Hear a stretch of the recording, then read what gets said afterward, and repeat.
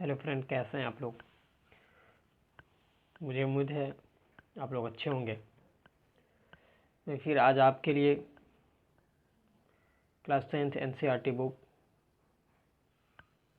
Science में biology chapter 1 का ये चौथा वीडियो पार्ट 4 लेकर के उपस्थित हुआ हूँ।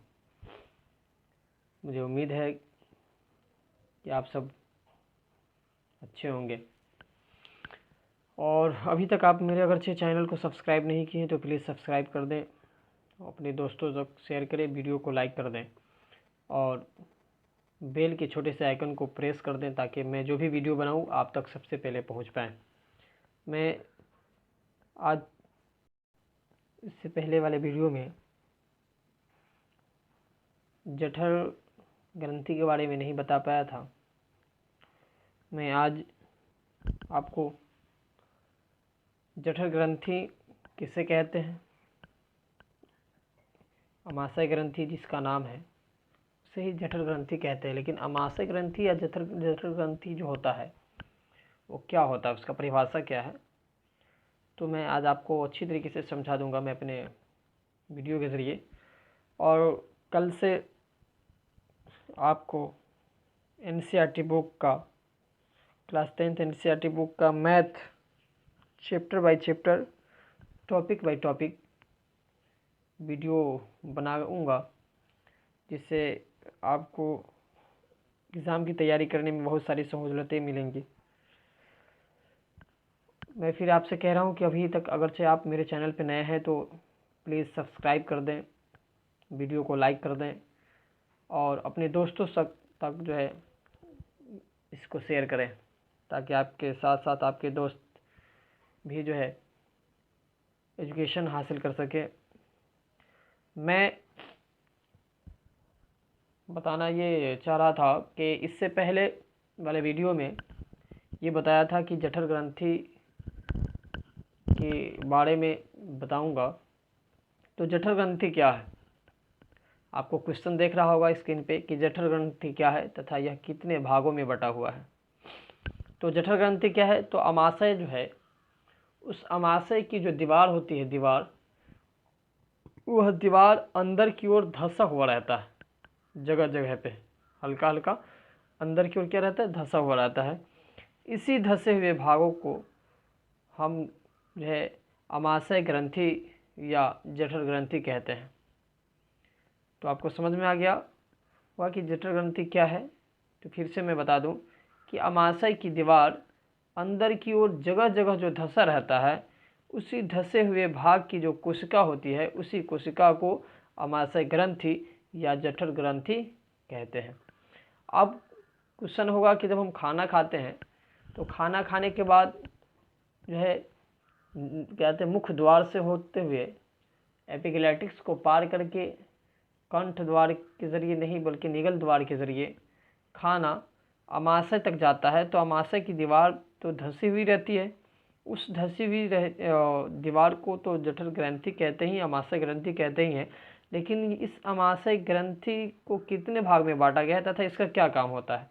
तो अमाशय ग्रंथि जो होता है, इसी अमाशय ग्रंथि के अंदर से जो है अमाशय रस स्त्रावित होता है और उसी रस से जो है भोजन क्या होता है, पचता है। और उसी रस के द्वारा भोजन के अंदर जितने भी कहते हैं पाचन क्रिया के काम को करना होता है, उसी जठर ग्रंथि के रस के द्वारा भोजन को पचाने में जो है मदद मिलता है। और वही जठर ग्रंथि से जो रस निकलता है उसी से भोजन पचता है। फिर जो है कुछ जो अंश बच जाता है भोजन पचने में गाढ़े लेई की तरह हो जाता है, तब वह जो है अमाशय से कहाँ जाता है, अपने जो है से आगे वाले हिस्से की ओर जो है वो क्या करता है, मतलब जो है वहाँ से आगे की ओर बढ़ जाता है। तो अमाशय ग्रंथि को कितने भाग में बांटा गया है, तो 3 भागों में बांटा गया है। एक ग्रंथि जो होता है उसका पहला नाम होता है श्लेष्मा, जिसको म्यूक्स कोशिका कहते हैं। दूसरा अम्लजन कोशिका, तीसरा जाइमोजिन कोशिका।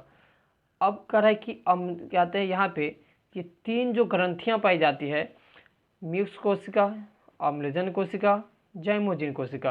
तो अम्लजन कोशिका जो है क्यों इसका जो है इससे क्या होता है, श्लेष्मिक कोशिका से क्या होता है, ज़ाइमोजिन कोशिका से क्या होता है, तो इससे जो है जठर रस निकलता है इस ग्रंथि से।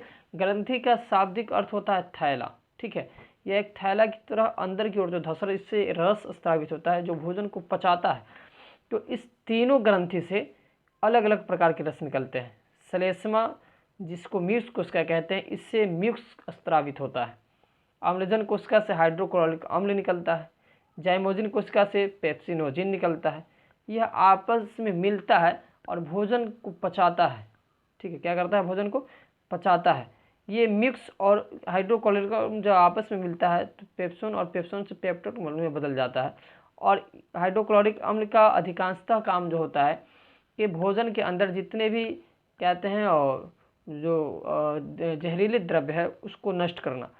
इस अम्लजन कोशिका से कभी कभी ऐसा होता है कि जब आदमी भूखा रहता है तो भूखे की हालत में कहते हैं भोजन जब कहते हैं अमाशय की ग्रंथि से होकर के जब पास अमाशय की दीवार से होकर के जब भोजन पास नहीं करता है तो इससे अम्लजन कोशिका से जो है हाइड्रोक्लोरिक अम्ल हमेशा निकलता रहता है।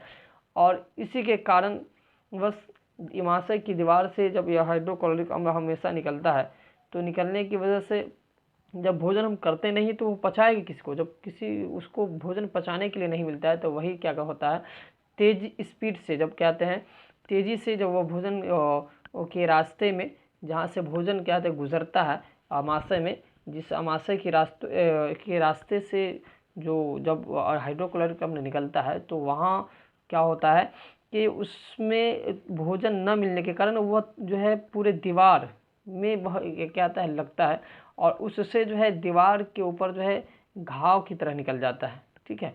इस अम्लजन कोशिका से निकलने वाले हाइड्रोक्लोरिक अम्ल जो होते हैं उसी के निकलने से स्रावित होने से क्या होता है कि जब भोजन नहीं जब उस रास्ता से पास करता है तो भोजन नहीं पचने के लिए रहता है तो वह दीवार में लगता है और उससे क्या होता है कि दीवार के ऊपर जो है घाव निकल जाता है जिसको हम पेप्टिक अल्सर कहते हैं। मतलब भोजन जो है न करने की वजह से भूखे रहने पे जो है हमारे पेट में जो दर्द होती है इस पेप्टिक अल्सर के होने की वजह से और हाइड्रोक्लोरिक अम्लीयता जब बढ़ जाता है तो हमारे पेट में क्या होता है, दर्द होना शुरू हो जाता है। तो उससे ख़त्म करने के लिए हमको क्या करना पड़ता है, जो है कोई भी कहते हैं किसी भी तरीके का जो जिसके अंदर भस्म पाया जाता है जैसे इनो वगैरह जो होता है उसको जब हम उसका इस्तेमाल करते हैं तो क्या होता है हमारा जो है गैस बना हुआ रहता है वो समाप्त हो जाता है, क्योंकि अम्ल को जो है कहते हैं उदासीन करने के लिए भस्म की आवश्यकता पड़ती है। अब आगे पढ़ना ये है कि पोषण किसे कहते हैं। पोषण हम बता दिए थे कि पोषण एक वैसा विधि होता है जिससे जो है जितने भी जीव हैं वह जीव पोषण को ग्रहण करके वो क्या करता है, वह जो है उसका उपयोग करता है और उसका उपयोग करके जो है अपने जीवन को जीने में जो है क्या होता है उससे सहायता मिलती है, उससे मदद मिलती है उसको अपने जीवन को व्यतीत करने में। तो पोषण एक प्रकार का भोजन होता है, भोजन ही को पोषण हम कहते हैं। अब कह रहा है कि जीवों के लिए पोषण क्यों जरूरी है।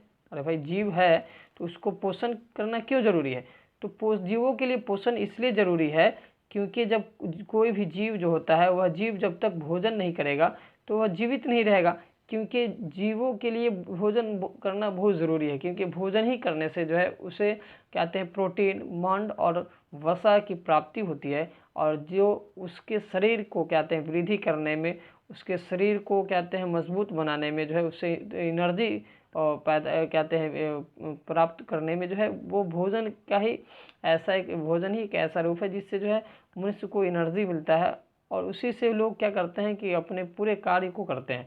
तो वही कहा गया है कि जैविक क्रिया का संचालन वृद्धि टूट फूट को रोकने के लिए ऊर्जा की जरूरत होती है और यह ऊर्जा हमें पोषण से प्राप्त होती है, अतः जीवों के लिए पोषण अनिवार्य है। मतलब ये कह सकते हैं हम कि जैविक कार्य मतलब कह रहे कि दैनिक जो कार्य करते हैं, हमें अपने जीने के लिए जो भी काम करते हैं उसके काम करने के बाद हमारे शरीर के अंदर जो संचालन हमारा शरीर जो काम करता है उसमें जो टूट फूट होती है और उसको रोकने के लिए हमारे शरीर को कोई नुकसान नहीं पहुँचे, इसीलिए हमको जो है क्या होता है कि पोषण की ज़रूरत पड़ता है, क्योंकि हम भोजन करके रहेंगे तब तो हम ज़्यादा काम करेंगे। भूखे पेट में जिस समय आप भोजन नहीं किए रहेंगे तो भूखे पेट में कोई भी काम करने पे आपको क्या होता है, ज़्यादा काम करने में दिक्कतें होती है, परेशानियां होती है।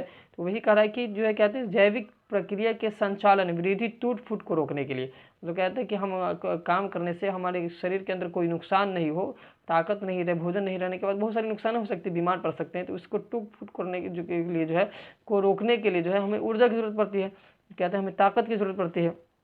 और यह ताकत हम किसी से प्राप्त होती है, तो पोषण से, पोषण यानी भोजन करने से प्राप्त होती है।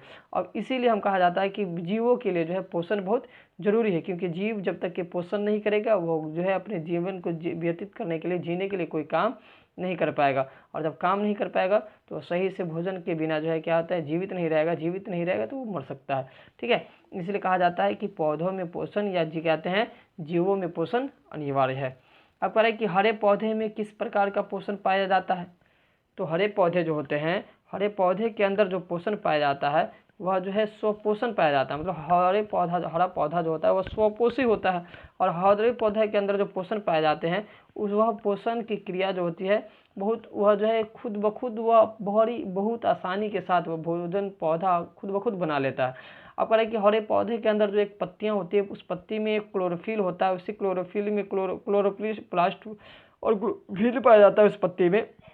जब सूर्य की प्रकाश उस पत्तियों के ऊपर पड़ता है तो हरी पत्ती में जो कहते हैं क्लोरोफिल पाया जाता है, मौजूद रहता है, ठीक है, वह सूर्य के प्रकाश को अपने अंदर जो है उसको अवशोषित करता है, खींचता है। और फिर उसी की सहायता से क्या करता है कि वह जो है कहते हैं उस सूरज की किरण की सहायता से जो प्रकाश संश्लेषण होता है, जिसके बारे में हम आपको एक वीडियो बनाए थे, बता दिए थे। प्रकाश संश्लेषण और मिट्टी से खनिज पदार्थ, लवण और जो कहते हैं कार्बन डाइऑक्साइड की मदद से वह भोजन तैयार करता है, जिस भोजन को हम कार्बोहाइड्रेट कहते हैं। तो वही कहा गया कि हरे पौधे में पाए जाने वाले हरित लवकों में मौजूद क्लोरोफिल ही सूर्य की प्रकाश में मौजूद सौर ऊर्जा या विकिरण ऊर्जा को ट्रैप या विपास कर सकते हैं, उसे रासायनिक ऊर्जा में बदलकर संश्लेषित ग्लूकोज का अणुओं में इस्तेमाल इसका समावेश करते हैं और हरे पौधे में स्वपोषण पाया जाता है। मतलब कह रहा है कि पौधा जो होता है, पौधा में किस प्रकार का पोषण पाया जाता है, तो पौधा में जो होता है स्वपोषण पाया जाता है, क्योंकि वो अपना भोजन खुद ब खुद तैयार करता है। और हरे पौधे के अंदर जो होता है, जो पत्तियां होती है, हरी पत्ती, उसमें क्लोरोप्लास्ट होता है जिसको हरित लवक कहते हैं, और क्लोरोप्लास्ट में ही क्लोरोफिल पाया जाता है। और उसी क्लोरोप्लास्ट और क्लोरोफिल की मदद से जो है पौधा क्या करता है, सूर्य के प्रकाश के किरण के अंदर जो विकिरण ऊर्जा पाया जाता है, ठीक है, या सौर ऊर्जा जो होता है, सूर्य की ऊर्जा को वह क्या करता है, खींचता है। और संश्लेषित करने के बाद जो है वह जो है अपने अंदर जो है मिट्टी से खनिज लवण और जल और खनिज लवण और वायुमंडल से कार्बन डाइऑक्साइड और सूर्य से सौर ऊर्जा को प्राप्त करके वो अपना भोजन तैयार कर लेता है। खुद ब खुद भोजन अपना तैयार करता है, जिस भोजन का नाम कार्बोहाइड्रेट हो जाता है। तीनों मिलता है जब, कार्बन डाइऑक्साइड, खनिज लवण और जब जल मिलता है आपस में, तो भोजन का जो है कार्बोहाइड्रेट में बदल जाता है। और इसी प्रकार के भोजन जो बिना किसी के सहायता लिए पौधा अपने स्थान पर रह करके जो भोजन तैयार करता है, तो इस भोजन की विधि को हम कहते हैं स्वपोषण। क्या कहते हैं, स्वपोषण। तो इसलिए कहा जाता है कि हरे पौधे में स्वपोषण पाया जाता है, मतलब खुद को भोजन करने की क्षमता पाया जाता है पौधों के अंदर। अब आगे पढ़ना है कि जीवों में पोषण की प्रमुख 2 विधियां कौन कौन सी है। जीव जो होता है, उस जीव के अंदर जो पोषण करने की, मतलब भोजन करने की जो 2 प्रकार की विधियां पाई जाती है। एक होता है स्वपोषण विधि, दूसरा होता है परपोषण विधि। तो स्वपोषण विधि किसे कहते हैं, परपोषण विधि किसे कहते हैं। तो स्वपोषण विधि वैसी विधि को कहते हैं जब कोई भी जीव अपना भोजन खुद से तैयार करके खुद से करता है, उसी को हम क्या कहते हैं, स्वपोषण। ठीक है, और वैसा जीव जो अपना भोजन करने के लिए किसी दूसरे अन्य जीव पे आश्रित रहता है, चाहे प्रत्यक्ष रूप से हो या अप्रत्यक्ष रूप से। आपको मैं इससे पहले वाले वीडियो में समझा दिया था। उसी को हम कहते हैं परपोषण, मतलब जो अपना भोजन जो है खुद से न करके किसी दूसरे जीव के ऊपर आश्रित रह करके करता है, उसी को हम कहते हैं परपोषण। ठीक है, अब कह रहा है इसमें कि जो अम्लजन कोशिका होता है, हम आपको यहाँ पे बता दिए थे कि ये जो जठर ग्रंथियाँ पाया जाता है, यह जठर ग्रंथि के अंदर 3 प्रकार की कोशिकाएं होती है। एक मिक्स कोशिकाएं, दूसरा अम्लजन कोशिका है, तीसरा जैमोजिन कोशिका है। तो इससे जो रस निकलता है, जठर रस, वह किस कोशिका से किस प्रकार का रस निकलता है। तो आपको यहाँ नोट में लिखा होगा कि अम्लजन कोशिका से हाइड्रोक्लोरिक अम्ल का स्रावित होता है, मतलब स्रावित होना मतलब निकलना। अम्लजन कोशिका से जो जठर ग्रंथि जो होता है, जो 3 प्रकार का पाया जाता है, उसके अंदर जो कहते हैं पहला जो कहते हैं प्रकार होता है जिसको अम्लजन कोशिका कहते हैं, वह अम्लजन कोशिका से क्या निकलता है, कौन सा रस निकलता है, तो हाइड्रोक्लोरिक अम्ल रस निकलता है। ठीक है। और म्यूक्स कोशिका जो होता है उससे म्यूक्स का स्राव होता है, मतलब म्यूक्स जो है उससे निकलता है। और उसके बाद अगला जो होता है जाइमोजिन कोशिका, उससे पेप्सिनोजेन निकलता है, जिसके बारे में हम आगे बता दिए थे। तो यह तीनों प्रकार का जो कहते हैं जो कोशिकाएं हैं, तो इस तीनों प्रकार की कोशिकाओं से अलग अलग प्रकार का जो है जठर रस निकलता है।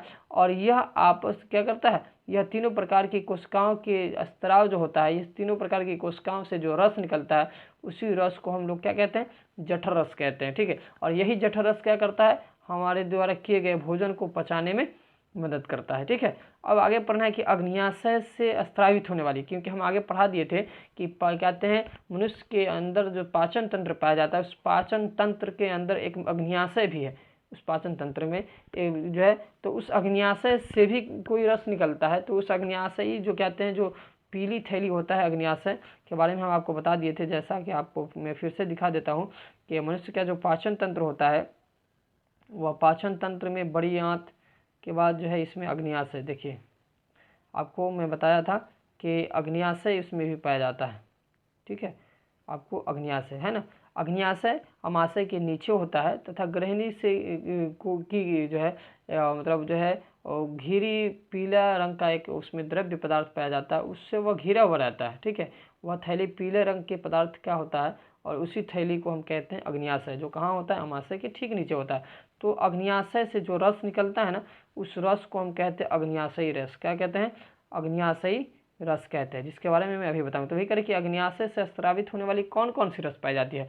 तो अग्न्याशय से स्रावित होने वाली जो रस पाई जाती है वह जो है उसे इंजाइम कहते हैं, ठीक है। लेकिन अग्न्याशय से कौन कौन सी रस पाई जाती है, तो ट्रिप्सन होता है, इमाइलेज होता है, लाइपेज होता है, न्यूक्लियेज नामक एंजाइम, तथा इसके अलावा और भी जो कहते हैं अन्य प्रकार के एंजाइम जो है कुछ पाए जाते हैं जो अग्न्याशय से निकलते हैं। लेकिन मुख्य रूप से जो है अग्न्याशय से स्रावित होने वाले निकलने वाले कौन कौन से एंजाइम होते हैं, तो ट्रिप्सन, इमाइलेज, लाइपेज और न्यूक्लियेज नामक एंजाइम ही क्या करते हैं, अग्न्याशय से स्रावित होते हैं, निकलते हैं। जो क्या करते हैं, मतलब जो है जितने भी हमारे भोजन के अंदर कहते हैं जो कीटनाशक पदार्थ पाए जाते हैं उसको जो है वह सब खत्म करने में मदद करता है, ठीक है। तो अब जो है कहते हैं मैं इसके बाद अब आपके लिए कहते हैं बायोलॉजी का चैप्टर 2 देख रहे होंगे। आपको चैप्टर 2 श्वसन जो है आपको पढ़ाई होगी। इसके बाद जो है अब आपके लिए चैप्टर 2 आएगा और जो जिसका नाम श्वसन है चैप्टर का, उसको जो है आपके यहाँ आपके जो स्क्रीन पे अभी देख रहा होगा उससे मैं पढ़ाने की कोशिश करूँगा। तो आई होप, मुझे उम्मीद है कि मैं अभी जो समझाया हूँ उसे आप लोग अच्छे तरीके से समझ गए होंगे। मैं फिर से एक मरतबा शॉर्ट तरीके से संक्षिप्त में बता देता हूँ कि कहते हैं जठर ग्रंथि क्या होता है।